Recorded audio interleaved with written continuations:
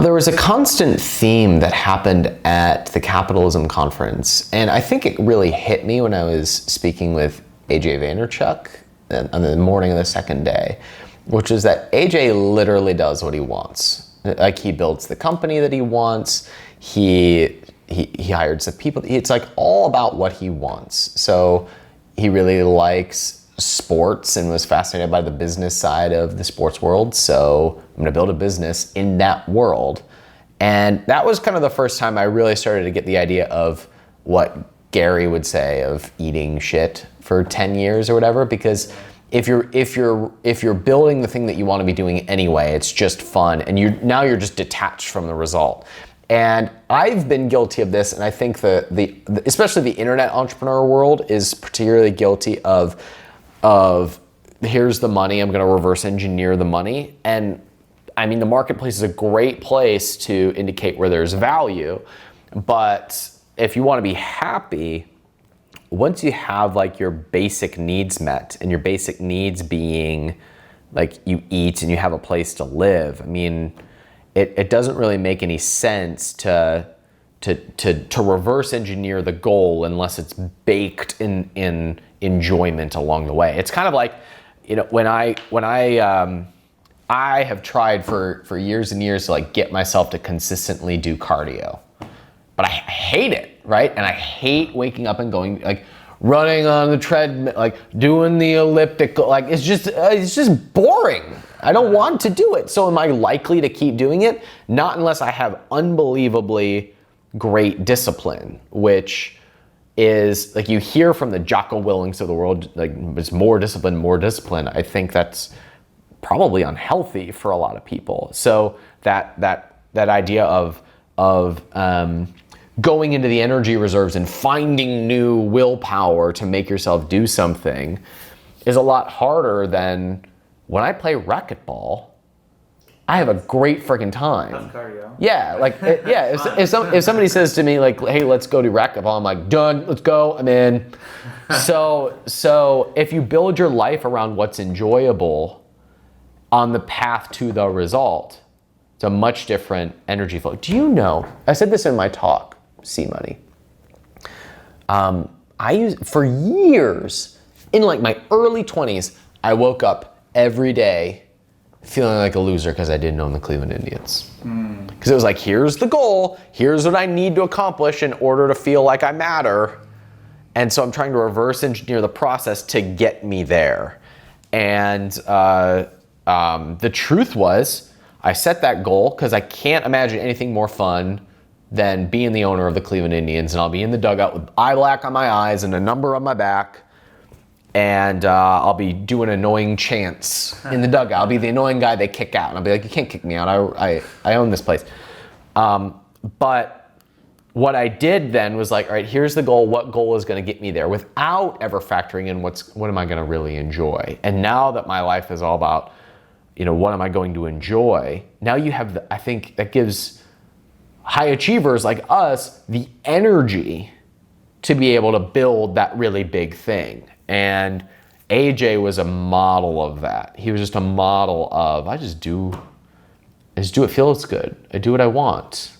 And I work really, really hard, which gets me closer to that result. So that was the conversation I enjoyed the most. And that was a really consistent theme throughout the event of our community, this world, this internet entrepreneur world, the fancy ass internet marketers who think they're hot shit, really are just reverse engineering for the money, which is not a way to reverse engineer a life. My buddy Justin Brook, who was at the event, has this quote where he says, build a life, not a business. And I get what he's going for when he says that. So ultimately, we're all in this because we want to enjoy our lives. So let's make that the priority. And what's funny is money becomes a byproduct of the value you create in that zone of genius. And so how do you answer the question of how do you stay in that zone to be doing what you do best that creates the most value that ultimately makes you the most money? So, I mean, the thing you want to do is like talk with interesting people and light entrepreneurs' fire and yeah.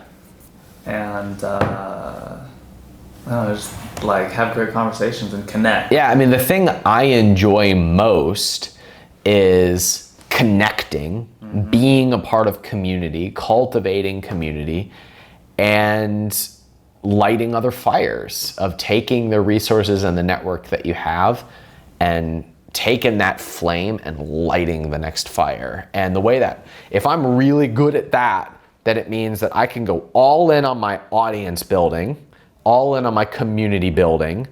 And then when there's someone who comes on our radar or a business that we're really excited about and we share that with the community, that fire now lights that. So it's kind of like here, like this is run by one of our community members, Nick. Company I really like, the Keto Brownie, delicious. You should buy them. I'm doing it right now, by the way. I have no stake in this business, but I would like to, Nick. This is a really good example of when our community continues to grow and blossom, and we've got 10,000 continuity members getting a monthly subscription in the mail from capitalism.com with case studies of cool businesses and tips and tricks from our community on what's working and what we're investing in and what we're excited about. And we include one keto brownie in here to 10,000 people who have access to capital, who buy this kind of stuff, who are hard chargers, who have retail connections. 10,000 people who have their own little mini empire, right? Whether that empire is a family or it's a retail distribution chain, I've now lit this fire. I've now lit Nick's fire, right? And he already had a little bit going, but I was able to take that flame and and now this becomes all over the place, and that just makes me excited.